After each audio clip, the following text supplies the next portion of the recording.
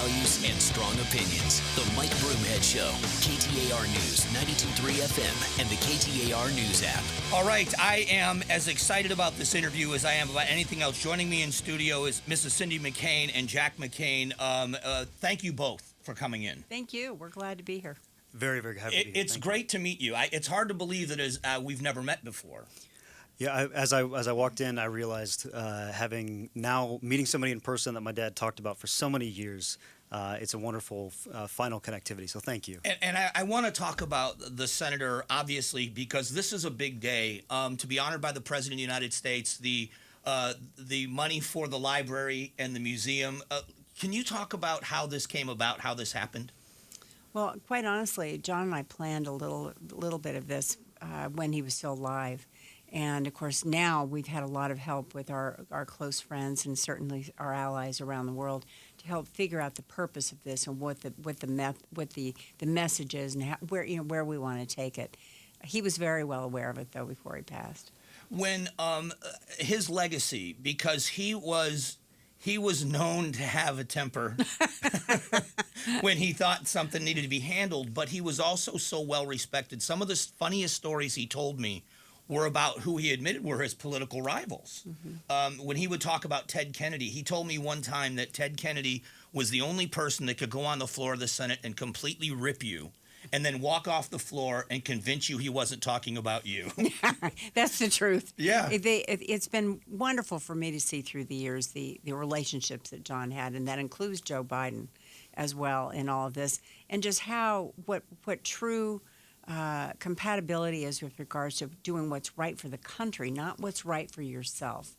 And so that was the difference. It was a different age then. So how do you wade through that? And for either one of you, how do you wade through the political differences as stark as they can be sometimes, and then at the same time maintain such a close love and friendship for each other? Well, I always like to joke that I think the brainwashing took hold from the old man. This idea that service to a cause greater than your self-interest is what's most important in life.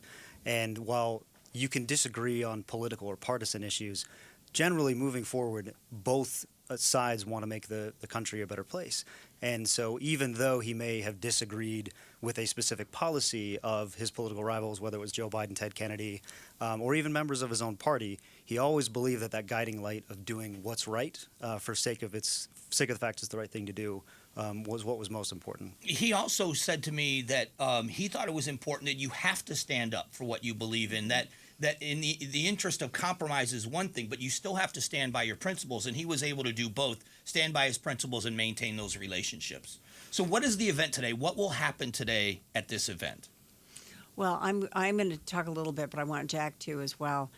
This is something that, from a family standpoint, it's my husband's legacy. It's his father's legacy.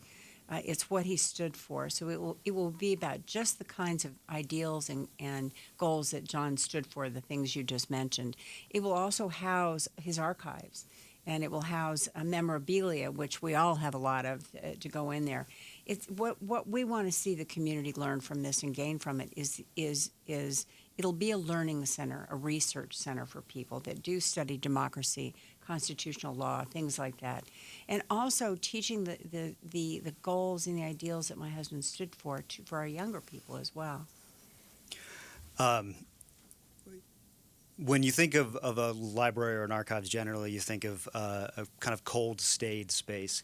And that's not the case at all. In fact, one of the driving lights behind this is trying to make sure that it is constantly full of people, whether that's through workforce development, whether that's through the study of character-driven leadership, any of the programmatics that we want to put together. It's always keeping in mind that this is service to the community, service to the legacy, but most importantly, that it's a place that represents Arizona holistically. He was such a supporter of the veterans for obvious reasons. Is that going to play a major role in this as well? Of course. Not just the veterans space, but when you think of veterans employment, when you think of taking leaders from the military and making sure that they make the transition into society in the leadership roles that they should be in, of course, it wouldn't be John McCain without making sure that we take care of the veteran space. One of my favorite memories of the senator is when the issue with the VA came out about here in Arizona. When that came out, I started to reach out to some people because I just wanted to do something and bring awareness. His office reached out to me and said, the senator says he will clear his schedule and be anywhere you need him. And so I came up with an idea, and they ran with it. He gave me all the credit for it. They did all the work. And we were on that stage with a room full of veterans, and the worldwide media was there because he was so incensed that there were veterans that weren't getting the care they needed. And then the choice card, him working with Bernie Sanders, of all people, to make that happen, that's a pretty incredible legacy. The VA in Phoenix used to be one of the worst in the country. And now, as somebody who's going to have to go to the VA myself pretty soon, it is a place that I'd be proud to go to. And that's a big piece of his legacy. He spearheaded that in the Senate. All right, in studio with us is Mrs. Cindy McCain and son Jack McCain about the event today. I want to talk to you a little bit about the race moving forward. There are a lot of Republican candidates. Are either one of you supporting, or do you see anybody in the race that you think is doing well? Do you want to step out on the limb and talk about this? I think we're both in an interesting circumstance in that she works for the UN and I work on both sides of the House and Senate in Arizona, or I work with. So I can't say that there's any specific candidates that I'm for or against, but I'm glad to see the process taking place. Me too. And how do you feel about what you've seen of the process so far, Mrs. McCain? Well, I'm hoping that we can get past this personal nonsense and begin to talk real issues, have real debate that is something that's worthy of the rest of us watching. But in the meantime, the process is important, as Jack said. The democratic ability for us to have a free and fair election is what's at stake here. The world looks to us for leadership and guidance, and I'm hoping that this particular season will be just that. And it puts you kind of in an interesting position because of your long-time relationship with the Biden family, but the senator was a friend of Joe Biden, but probably wouldn't have voted for Joe Biden if there's a viable Republican candidate there. Are you still going to support the president if there's a good Republican? I don't want to put you too much on the spot, but if there is a good Republican candidate nominee for president, are you going to stay with the Republican Party? If this is radio, you can't see my thinking face. Oh, they hear it. They can tell. You can hear the wheels turning through the microphone.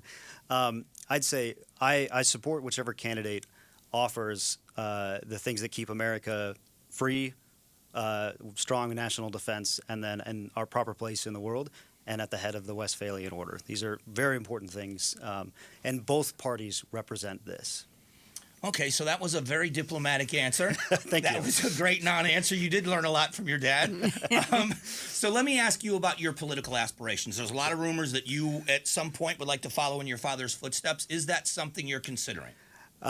First of all, I want to make it very clear that's not something I've ever felt entitled to. I have known people in my own space that are family members of politicians that believe that creates some sort of entitlement to be a politician.